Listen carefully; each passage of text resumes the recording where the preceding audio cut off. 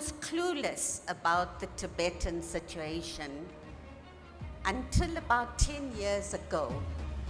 I received a call to say that His Holiness was denied a visa to attend a meeting in South Africa.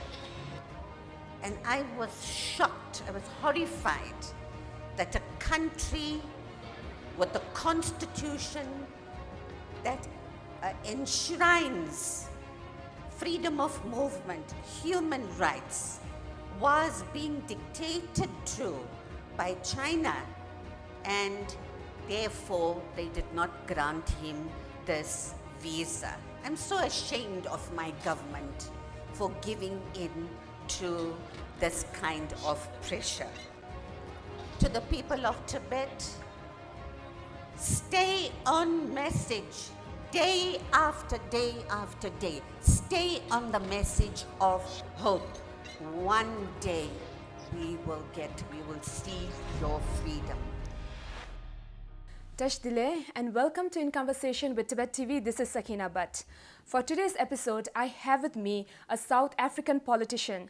She is a member of the South African Parliament from the country with the largest opposition party, the Democratic Alliance. Her name is Sandy Kalyan.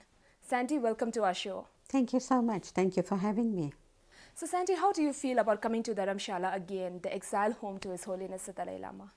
Well, on the drive up to the hotel, I was again filled with amazement and wonderment at this country that he's chosen to make a home for himself and for the community of the Tibetan people in exile. So I was just filled with joy and happiness.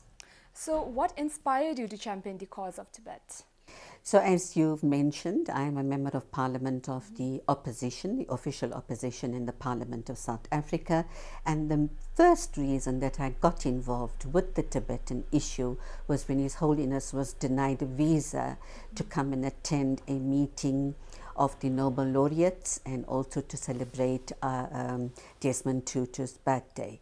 And I thought that was a travesty of justice, and it was a matter that I took up with the government of South Africa. So like you just mentioned that most of the countries, they cancelled the visit of His Holiness due to the pressure from the Chinese government. And similarly, some kind of unfortunate incident had also happened with Dr. Lobsang Singye during his visit to South Africa, where the Chinese students, they were protesting against him. So you had condemned this opposition. So how do you feel about such sad incidents? I feel very hurt by it because obviously the Chinese government has got its own agenda, and the government of South Africa is big friends, and of course China is a big donor to the governing party, which is the African National Congress. So China sets the agenda. So last year, Dr. Sanjay came to attend the opening of Parliament. Unfortunately, it was cancelled at that moment, but in his visit, he incorporated some lectures for students who are studying law at the University of Stellenbosch. And the Chinese embassy got wind of this and rented a crowd. They were actually not students from that university that were protesting. They just rented a crowd to come in and disrupt the event. And I think that's a travesty of justice. It's a travesty of the constitution of the country of South Africa, because our constitution says freedom of expression is core to all actions. His Holiness the Dalai Lama and the Tibetan people have always expressed appreciation for Nelson Mandela for the non-violent revolution that he led in South Africa. And Dr. Singye, he always says in his speech when he is in South Africa that if South Africa can do it, then the Tibetans can do it too.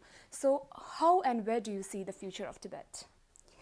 I think with the way the globe is evolving at the moment, that there's now a renewed interest and there's renewed hope that the people of Tibet will gain autonomy for the country of Tibet.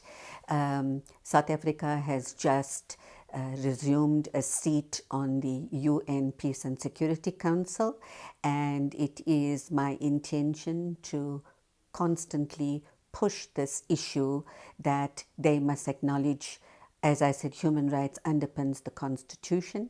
Violations of the peoples of the world's human rights must take center stage, and it's something that I will continue to advocate for. And I think that the world at large is ready for peace. So there is a possibility for a positive. Absolutely, absolutely. I believe in that, and I think the day we start losing hope or giving up hope, then we might as well pack up our bags and go home. Okay. Dr. Singh, whenever he makes an official tour to South Africa, he always puts forward an appeal for the Tibet issue. So how is his voice heard or taken care of by South Africa? How does it work? Unfortunately, at the moment, he is only being heard by very few people in South Africa. I think a lot more needs to be done to get the movement to evolve, to include the greater persons and the population of South Africa. We overcame apartheid, and it took us 48 years to do that. I myself am a product of apartheid. I know what it was to be segregated and to be isolated and to have sanctions against my community.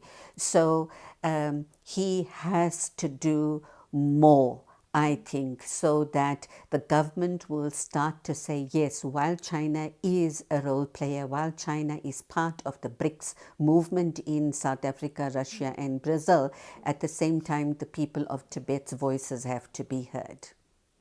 So Sandy, how does your family feel or think about your support for Tibet and the Tibetan people? I think they are very proud.